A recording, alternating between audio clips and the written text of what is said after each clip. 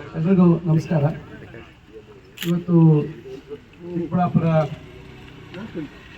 ಜಿಲ್ಲೆಯ ನಗರದಲ್ಲಿ ಚಿಕ್ಕಬಳ್ಳಾಪುರದಲ್ಲಿ ಪೊಲೀಸ್ ಇಲಾಖೆಯ ಪೊಲೀಸ್ ವಸತಿ ಪೊಲೀಸ್ ಹೌಸಿಂಗ್ ಕಾರ್ಪೊರೇಷನ್ ಪೊಲೀಸ್ ಸಿಬ್ಬಂದಿಗೆ ವಸತಿ ಸೌಲಭ್ಯ ಒಂದು ನಿರ್ಮಾಣ ಮಾಡುವಂಥ ಈ ಒಂದು ಶಂಕುಸ್ಥಾಪನೆ ಕಾರ್ಯಕ್ರಮದಲ್ಲಿ ವೇದಿಕೆಯಲ್ಲಿ ಉಪಸ್ಥಿತರಿರ್ತಕ್ಕಂಥ ಜಿಲ್ಲಾ ಪೊಲೀಸ್ ವರಿಷ್ಠಾಧಿಕಾರಿಗಳಾಗಿರ್ತಕ್ಕಂಥ ಕುಶಲ್ ಚೋಕ್ಸಿ ಅವರೇ, ಹೆಚ್ಚುವರಿ ಪೊಲೀಸ್ ವರಿಷ್ಠಾಧಿಕಾರಿಗಳಾಗಿರ್ತಕ್ಕಂಥ ಜಗನ್ನಾಥ್ ರೈ ಅವರೇ ಮತ್ತು ಎಕ್ಸಿಕ್ಯೂಟಿವ್ ಇಂಜಿನಿಯರ್ ಪೊಲೀಸ್ ಹೌಸಿಂಗ್ ಕಾರ್ಪೊರೇಷನ್ನ ಎಕ್ಸಿಕ್ಯೂಟಿವ್ ಇಂಜಿನಿಯರ್ ಆಗಿರ್ತಕ್ಕಂಥ ಗುರುದೇವ್ ಅವರೇ, ಎ ಸಿ ಅವರಾಗಿರ್ತಕ್ಕಂಥ ಅಶ್ವಿನ್ ಅವರೇ, DYSP ಅವರಾಗಿರ್ತಕ್ಕಂಥ ಪ್ರಕಾಶ್ ಅವರೇ, ತಹಸೀಲ್ದಾರ್ ಅವರಾಗಿರ್ತಕ್ಕಂಥ ರಶ್ಮಿ ಅವರೇ ಮತ್ತು ಮತ್ತೊಬ್ಬರು DSP ನಾಗೇಂದ್ರ ಪ್ರಸಾದ್ ಅವರೇ. ಮೊನ್ನೆ ನಮ್ಮೇಲೆ ಸೋಲ್ಸ್ಬಿಟ್ರು. ನಾವು ಮೊನ್ನೆ ಶೆಡ್ಲಲ್ಲಿ ನಾನು ಹೇಳಿದ್ದೆ, ನೋಡ್ರಿ ಮತ್ತೆ ನಿಮ್ಗೆ ಪ್ರಾಬ್ಲಮ್ ಆಗುತ್ತೆ ಅಂತ ಮಾತ್ರ ಸೋಲ್ಸ್ಬಿಟ್ರು. ಹಾಗೂ ಇಲ್ಲಿ ಬಂದಿರ್ತಕ್ಕಂಥ ಹಾಲು ಚಿಕ್ಕಬಳ್ಳಾಪುರ ಹಾಲು ಒಕ್ಕೂಟದ ನಿರ್ದೇಶಕರಾಗಿರ್ತಕ್ಕಂಥ ಭರಣಿ ವೆಂಕಟೇಶ್ ಅವರೇ, PL ಬ್ಯಾಂಕ್ನ ನಿರ್ದೇಶಕರಾಗಿರ್ತಕ್ಕಂಥ JCP ಮಂಜು ಅವರೇ, DCC ಬ್ಯಾಂಕ್ನ ನಿರ್ದೇಶಕರಾಗಿರ್ತಕ್ಕಂಥ ಮೋಹನ್ ರೆಡ್ಡಿ ಅವರೇ ಮತ್ತು ಇಲ್ಲಿ ಸೇರಿರ್ತಕ್ಕಂಥ ಎಲ್ಲ ವಿವಿಧ ಕ್ಷೇತ್ರಗಳ ಪ್ರತಿನಿಧಿಗಳೇ ಹಾಗೂ ಪೊಲೀಸ್ ಇಲಾಖೆಯ ಎಲ್ಲ ಸಿಬ್ಬಂದಿ ವರ್ಗದವರೇ, ಸ್ನೇಹಿತರೆ ಮತ್ತು ಮಾತಾಡುತ್ತಾರೆ. ಈಗಾಗಲೇ SP ಅವರು ಹೇಳೋದು ಸುಮಾರು 6 ಕೋಟಿಯಲ್ಲಿ ಇವತ್ತು ಈ ವಸತಿ ಸಮುಚ್ಚಯ ಆಗ್ತಾ ಇದೆ ಅಂತಕ್ಕಂಥದ್ದು. ನನ್ನ ಅಭಿಪ್ರಾಯದಲ್ಲಿ ಕಾಲ ಬದಲಾಗಿದೆ. ಹಿಂದೆ ಒಂದು ಬರೀ ಕೆಳ ಅಂತಸ್ತು ನಿರ್ಮಾಣ ಆಗ್ತಿತ್ತು, ಈಗ ಕೆಳ ಅಂತಸ್ತು ಮೊದಲನೇ ಮತ್ತು 2ನೇ ಅಂತಸ್ತು ಮಾಡುವಂಥದ್ದಾಗಿದೆ. ಆದರೆ ನನ್ನ ಅಭಿಪ್ರಾಯದಲ್ಲಿ ಈಗಲೇ ನಾವು ಬದಲಾಗಬೇಕು.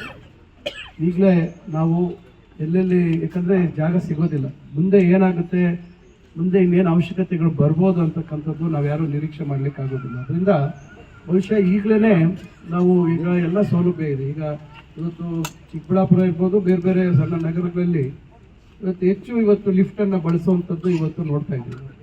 ಇನ್ನು ಎಸ್ಕಲೇಟರ್ ಒಂದು ಬರಬೇಕಷ್ಟೇ. ಒಂದು ಶಾಪಿಂಗ್ ಮಾಲ್ ಆಗಬೇಕು, ಎಸ್ಕಲೇಟರ್ ಬರಬೇಕು, ಟ್ರಾವೆಲ್ಟರ್ ಬರಬೇಕು, ಇವೆಲ್ಲ ಬರ್ತದೆ ಮುಂದಿನ ದಿನಗಳಲ್ಲಿ. ಇವೆಲ್ಲ ಆದಷ್ಟು ಬೇಗ ಈ ಬದಲಾವಣೆ ಬೆಂಗಳೂರಿಗೆ ಸಮೀಪ ಇರೋದ್ರಿಂದ ಇವೆಲ್ಲ ಬರೋದ್ರಿಂದ ಇವೆಲ್ಲ ನಾವು ಈಗಲೇ ಬದಲಾಗಬೇಕು, ಮುಂದೆ ಆಲೋಚನೆ ಇಟ್ಕೋಬೇಕು. ಯಾಕಂದರೆ ಇವತ್ತಿಗೆ ನಾವು ಮಾಡ್ತೀವಿ ನೋಡಿ, ಈಗ ಇಲ್ಲಿ ತೆಗೆದ್ರು, ಹೊಡೆದಾಕಿದ್ರು, ಮತ್ತೆ ಕಟ್ಟಿದ್ವಿ, ಮುಂದೆ ಇದನ್ನು ಹೊಡೆದು ಮತ್ತೆ ಇನ್ನೊಂದು ವರ್ಟಿಕಲ್ ಹೋಗುವಂಥದ್ದು ಆಗಬಾರ್ದು. ಈಗಲೇ ಒಂದು ಕನಿಷ್ಠ ಒಂದು 5-6 ಫ್ಲೋರ್ಗೆ ನಾವು ಪ್ಲ್ಯಾನ್ ಮಾಡ್ಕೋಬೇಕು, ಜಾಗ ನೋಡಿಕೊಂಡು ಮಾಡ್ಕೋಬೇಕು. ಮತ್ತು ಲಿಫ್ಟ್ ವ್ಯವಸ್ಥೆ ಇದೆಲ್ಲ ಈಗ ಒಂದು ಭಾಗ ಆಗೋಗಿದೆ. ಲಿಫ್ಟು ವ್ಯವಸ್ಥೆ ಇವತ್ತೆಲ್ಲ ಭಾಗ ಆಗಿದೆ. ನನ್ನ ಸಲಹೆ ಇಷ್ಟೇ, ಈಗ ನಾನು ಎಕ್ಸಿಕ್ಯೂಟಿವ್ ಇಂಜಿನಿಯರ್ಗೆ ಹೇಳುವಂಥದ್ದು, ದಯವಿಟ್ಟು ಚರ್ಚೆ ಮಾಡಿ. ಯಾಕೆಂದರೆ ನೀವು ಇವತ್ತು ನಾಳೆಗೆ ಯೋಚನೆ ಮಾಡಿಬಿಡಿ, ಇನ್ನೊಂದು 20 ವರ್ಷದ ಯೋಚನೆ ಮಾಡಿ. ನಾಳೆ ಮುಂದೆ ಇನ್ನು ಅವಶ್ಯಕತೆ ಆಗ್ಬೋದು, ಜಾಸ್ತಿ ಬರ್ಬೋದು, ಅದರ ಅನುಗುಣವಾಗಿ ನಾವು ಮಾಡಬೇಕು. ಇದು ನನ್ನ ಸಲಹೆ.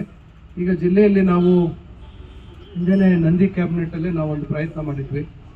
ನಾವು ಬಾಗೇಪಲ್ಲಿ ಭಾಗದಲ್ಲಿ ಒಂದು DYSP ಡಿವಿಷನ್ ಆಗಬೇಕು ಅಂತಕ್ಕಂಥ ಬೇಡಿಕೆ ಇದೆ. ಚಿಂತಾಮಣಿಯಲ್ಲಿ ಟ್ರಾಫಿಕ್ ಪೊಲೀಸ್ ಒಂದು ಡಿವಿಷನ್ ಆಗಬೇಕು, ಟ್ರಾಫಿಕ್ ಪೊಲೀಸ್ ಕ್ರಿಯೇಟ್ ಆಗಬೇಕು, ಒಂದು ಸ್ಟೇಷನ್ ಆಗಬೇಕು ಅಂತೇಳಿ, ಟ್ರಾಫಿಕ್ ಸ್ಟೇಷನ್ ಆಗಬೇಕು ಅಂತೇಳಿ ಅದರ ಒಂದು ಬೇಡಿಕೆ ಇದೆ.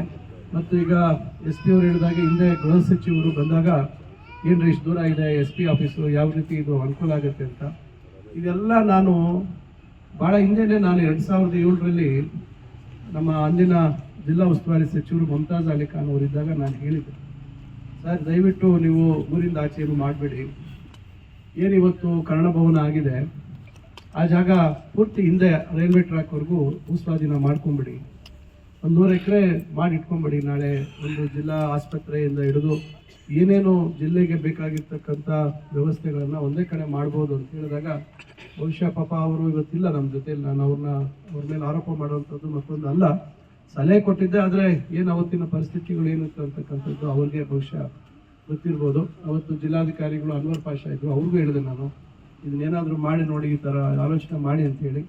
ಆದರೆ ಈಗ ಕಾಲ ಮೀರೋಗಿದೆ. ಈಗ 2007, ಇವತ್ತು 2026 ಇದ್ದೀವಿ, ಸುಮಾರು 19 ವರ್ಷ ಕಳೆದೋಗಿದೆ. ಆದರೆ ಸಮಯ ಯಾವ ರೀತಿ ಹೋಗುತ್ತೆ ಅನ್ನೋದು ನಾವು ಯಾರೂ ನಿರೀಕ್ಷೆ ಮಾಡಲಿಕ್ಕೆ ಆಗೋದಿಲ್ಲ.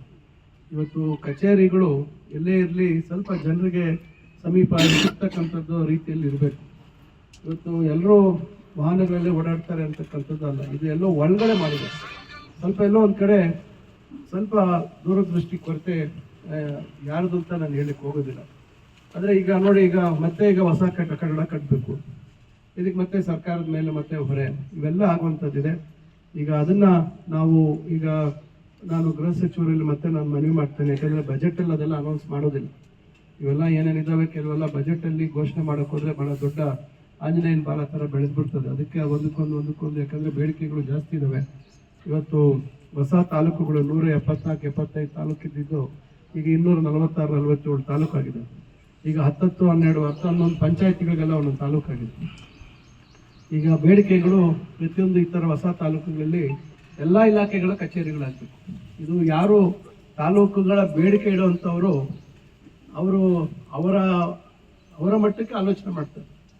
ಒಂದು ಸರ್ಕಾರ, ಒಂದು ವ್ಯವಸ್ಥೆ, ಆಡಳಿತಾತ್ಮಕ ಹಿತದೃಷ್ಟಿಯಿಂದ ಏನೆಲ್ಲ ಅದಕ್ಕೆ ಖರ್ಚು ವೆಚ್ಚಗಳು, ಏನೆಲ್ಲ ಅಡ್ಮಿನಿಸ್ಟ್ರೇಟಿವ್ ಇನ್ಫ್ರಾಸ್ಟ್ರಕ್ಚರು ಮತ್ತು ಇವೆಲ್ಲ ಎಕ್ಸ್ಪೆನ್ಸಸ್ ಯಾವ್ಯಾವ ಹೊರೆ ಆಗುತ್ತೆ ಅಂತ ಯಾರು ಅವರು ಯೋಚನೆ ಮಾಡಲ್ಲ. ಒಂದಷ್ಟು ಜನ ಕೂತ್ಕೊಳ್ತಾರೆ, ಧರಣಿ ಮಾಡ್ತಾರೆ, ನಮ್ಮ ತಾಲೂಕು ಮಾಡಿ ಅಂತ. ಕಡೆಗೆ ಆ ತಾಲೂಕಾಯಿತು, ಸೌಲಭ್ಯ ಮಾಡಿಲ್ಲ, ತಹಸೀಲ್ದಾರ್ ಇಲ್ಲ. ಇವತ್ತು ಎಷ್ಟು ತಹಸೀಲ್ದಾರ್ ಹುದ್ದೆಗಳು ಸೃಷ್ಟಿಯಾಗಬೇಕು, ಎಷ್ಟು ಇಒಗಳ ಹುದ್ದೆ ಸೃಷ್ಟಿಯಾಗಬೇಕು, ಎಷ್ಟು ವಿವಿಧ ತಾಲೂಕು ಮಟ್ಟದ ಅಧಿಕಾರಿಗಳ ಹುದ್ದೆಗಳು ಸೃಷ್ಟಿಯಾಗಬೇಕು.